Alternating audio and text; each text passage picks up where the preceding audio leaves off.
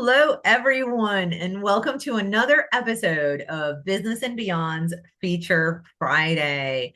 I am excited about my guest today. Her name is Jaya Iyer, and she is originally from India. However, she was inspired to live in the American dream.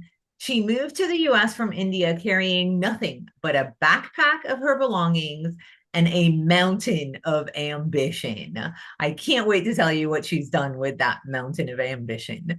She has worked hard to obtain a PhD in fashion merchandising from Iowa State University. She has taught fashion buying and wrote a textbook on fashion in emerging markets, which is widely used in universities. She also worked in apparel manufacturing and exporting and is the former apparel buyer for the cult favorite store Think Geek. Thanks to inspiration from her daughter, Jaya founded Svaha and became determined to change the landscape of apparel. Jaya is the proud mother of two young children and enjoys nurturing her children's interests through fashion, adventures, science, and social responsibility. She is a world traveler and definitely an artist. Welcome, Jaya. Thank you. Thank you so much for having me. Oh, I'm excited that you're here. Can you tell us a little bit about your business and why you got into it? Right. So my business is it's an e-commerce store where we make clothing that are based on STEAM theme, which is science, technology, engineering, art, and math. I started this almost 11 years ago. In June this year, it's going to be 11 years. And my daughter was about 2.5, which is when I was taking a break from working to be a stay-at-home mom for some time. And few months into that, my daughter decided that she wants to grow up to be an astronaut, and she wanted to wear only space-themed clothing. She didn't want anything else. So I said, yeah, that should not be difficult. So I go looking for these space-themed clothing for her, and I just couldn't find any. I ended up buying a astronaut t-shirt for her from the boys department.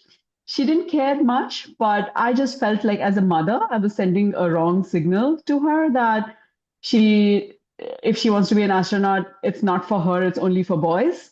And that was not okay with me. And luckily for her, I had a background in the right field. I knew how manufacturing works, I knew how the business of fashion works.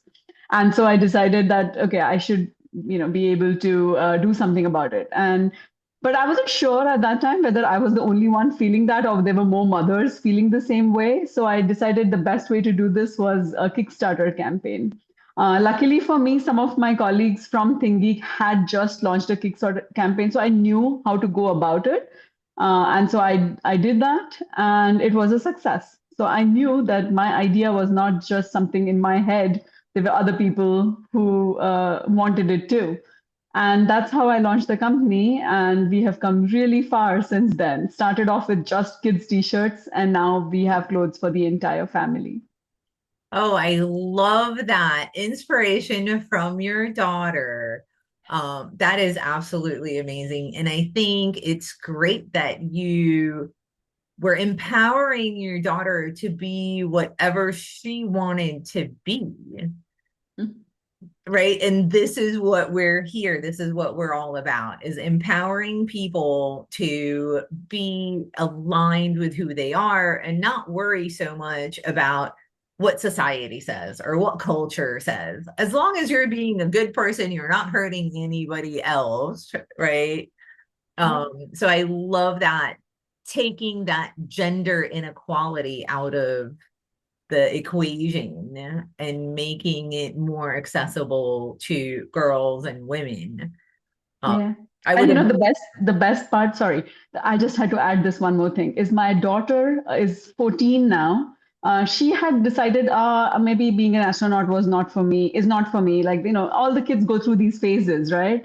But last week, she went to the space camp at Huntsville, Alabama. It was an all-girls space camp, and she just fell in love with it all over again. She's like, I can see myself maybe not being an astronaut, but someone who designs the space shuttle or designs the the space suit that astronauts have to wear. and she has gotten excited about it all over again.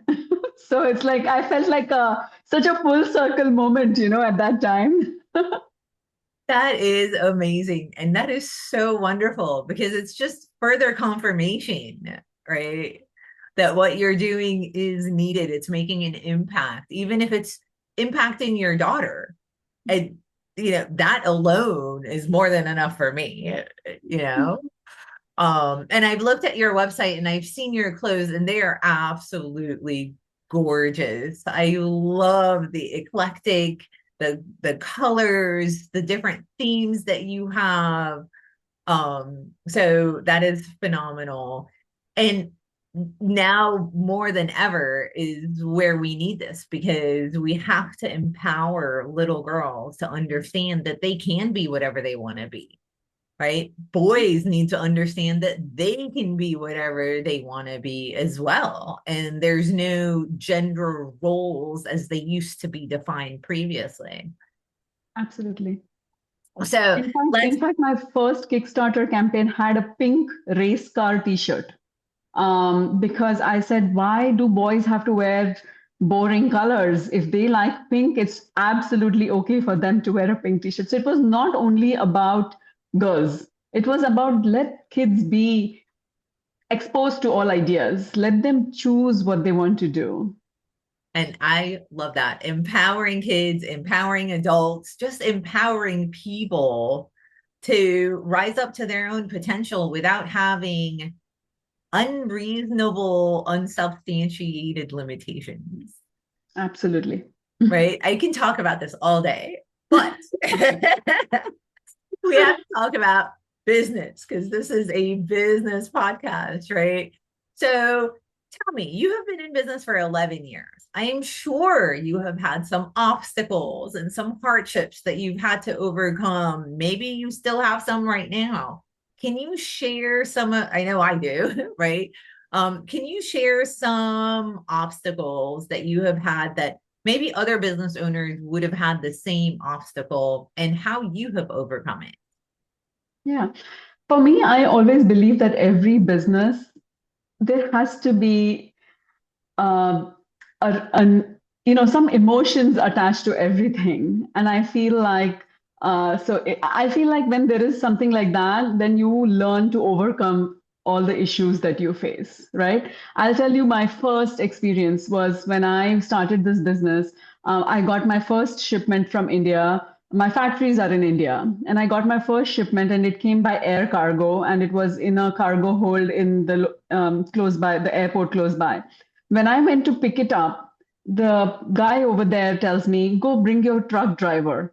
And I said, I am the truck driver.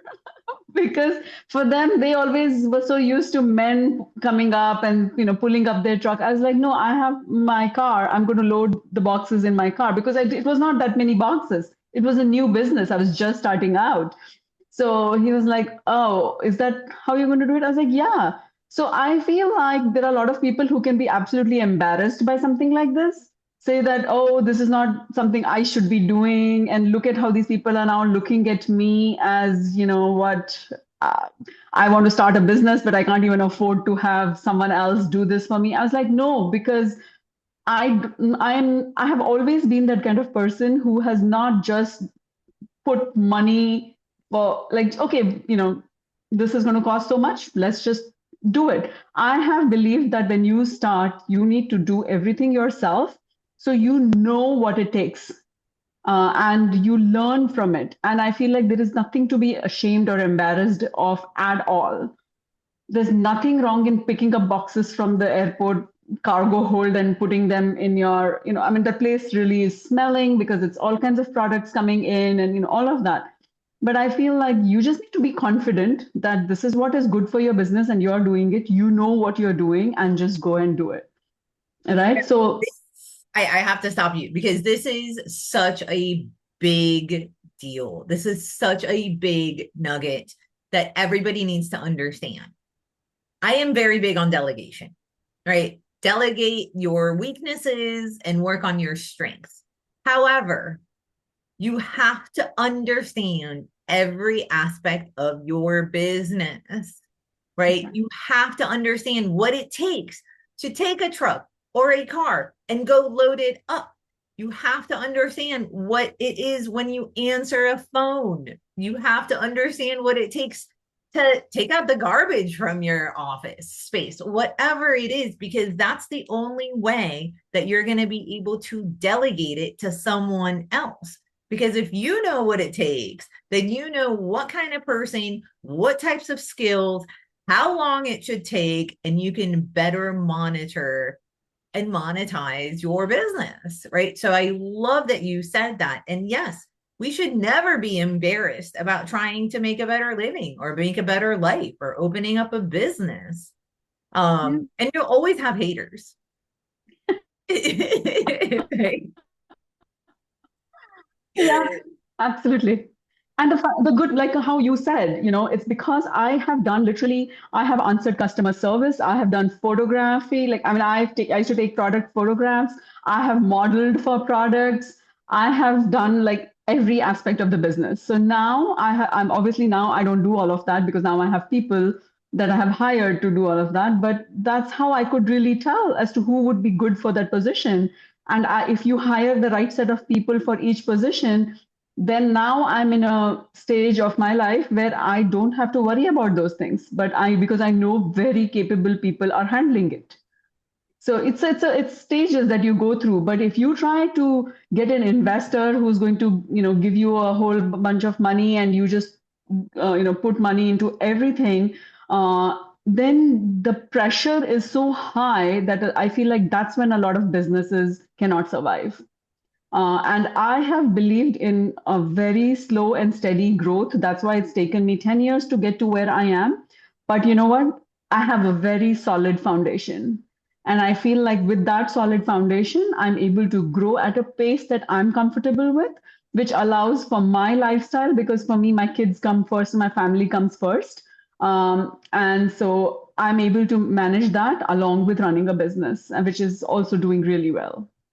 And that's another great nugget, right? Is take your time, do what aligns with you.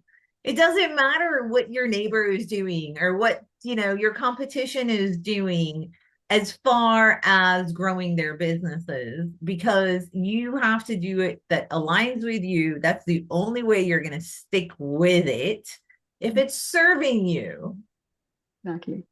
Right. So I love that you said that. And I am so glad that you are at a place that where you're comfortable and you built it to where you want it and you can be very intentional about Mhm. everything that you do. And I think every business owner needs to understand that just because you didn't grow as fast or as big as the next person doesn't make you a failure in any way because each person has a different definition of success, right? You just define success as being able to spend time with your family because they come first. And that is what you have done. You have built a business that allows you to do that. And you built it in a way that has allowed you to do that throughout the whole process, Yeah. right? Mhm. And then the And other great business nugget, sorry, is the foundation, right? Solid foundation. It makes it so much harder for that business to crumble because it has a solid foundation. So I love that. Thank you for sharing all of that with us. Now, are there any other obstacles you'd like to share, or would you like to move on to what's working in your business? I think that, as everybody probably has been through it, and so did my business, we have gone through COVID. We have gone through all the tariff drama that's happening right now. So I feel like in any business, yes, of course, the last few years have been exceptionally difficult for many people because of all the things that are happening. But I feel like if there are no obstacles, you don't learn from it. So if you look at every obstacle as a learning opportunity and just say, okay, this too shall pass, then you don't crumble, then you know that it only makes you stronger and then you move on. And I feel like that's something that if everyone looks at it that way, then no problem will feel big. That is so true. And it's funny because that's my mantra.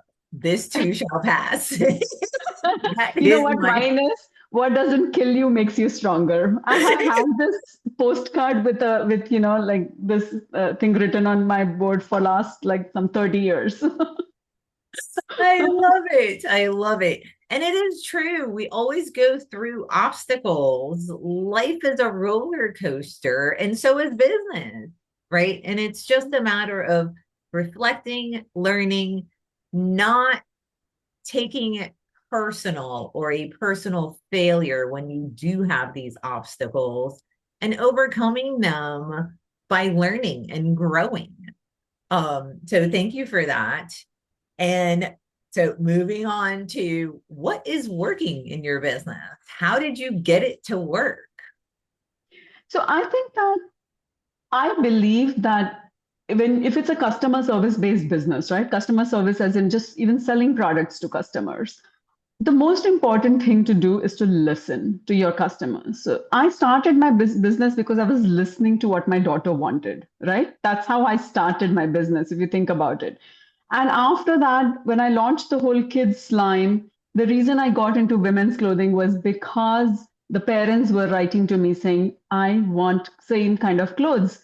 I want my daughter to see that I also am proud of being a scientist. And so I'm wearing clothes that show my love for science. So my daughter also feels inspired by that. So when I heard that, I was like, yes, there has to be. Because I was like, why would women want to wear something that's like with science thing? But there were women who wanted that.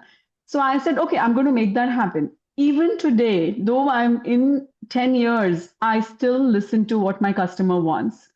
If my customers like, literally, I have a customer created fan page where they actually trade clothes that they decided they don't want to wear anymore, and most of them are like, how are you supporting this? Isn't this bad for your business? Because people are now buying the used clothing, so they're not buying the new ones. I said no, but this is what, because I stand for sustainability, and for me, people wanting to buy used clothing is great for the environment. And I'm not all about making money. I'm also wanting to make a change in the society, right? Like, for example, getting rid of the gender stereotype.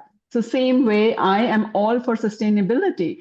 So, I feel like when you are showing that you care in so many different ways, that is where you get a very, very loyal set of customers. And once you have that loyal customers, then your business is going to do well. So that has been my like the most important thing that I focus on. And my customers love that. That's why they love the company so much, because they also like they have to just say something and you can see the change happening. You can see that what they have asked for is available next. Most of my design ideas come from my customers, believe it or not. So that's how we do it. We have a poll, we ask people, tell us what you want to see, and then they send it to us and we make them. It, that is amazing. And you just touched on so many different points, market research, right? And that's what you're doing is market research. You are asking your clients to tell you what it is that they want so that you can deliver it to them. Customer service, the same concept. You are looking to see what they are wanting to do. Environmental and sustainability. So what if they're selling it? That just shows how much your product is such a great quality that it can be used and resold and recycled as opposed to just being thrown away. Mhm. And then nobody else gets the benefit or the pleasure of using it.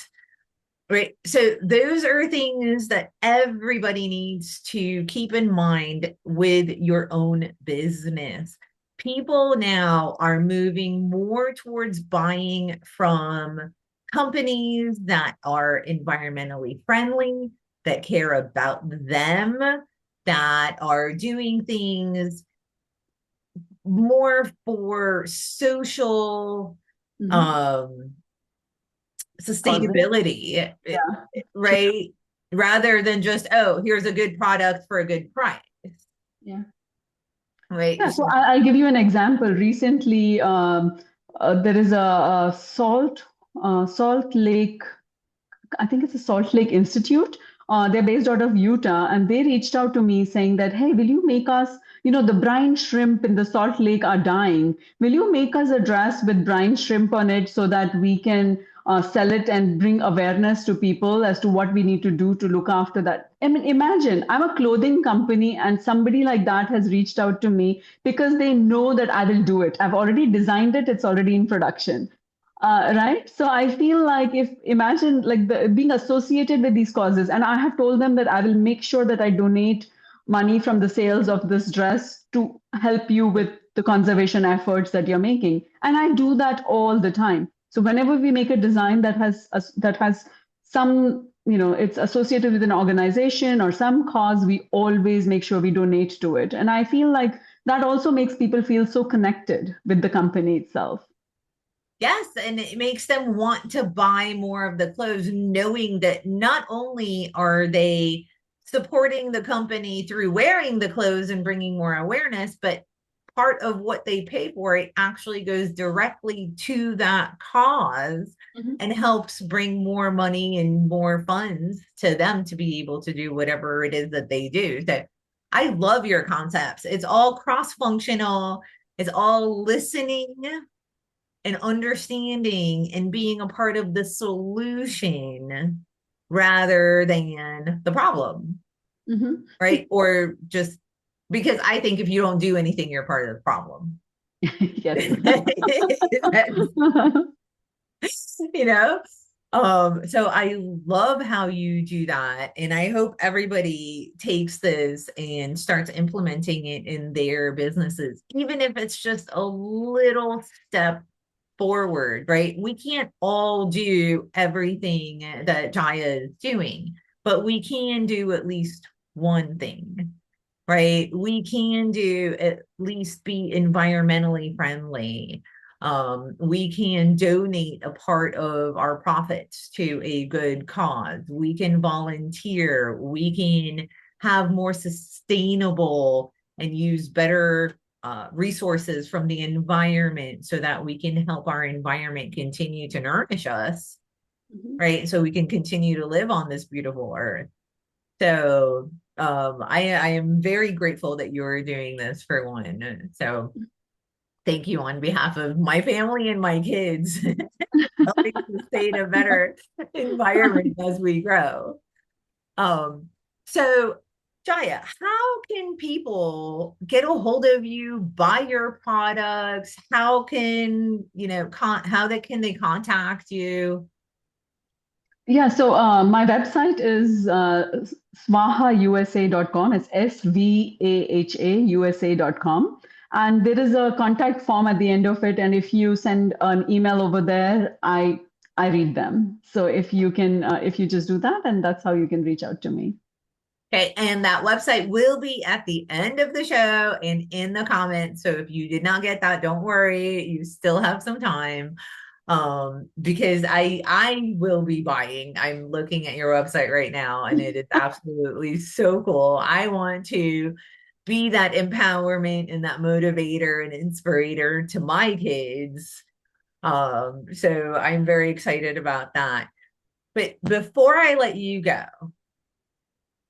if you could only give business owners one piece of advice, what would that be? Believe in yourself, believe in your idea, and don't give up. I love it. And you heard it here. Don't give up. Believe in yourself.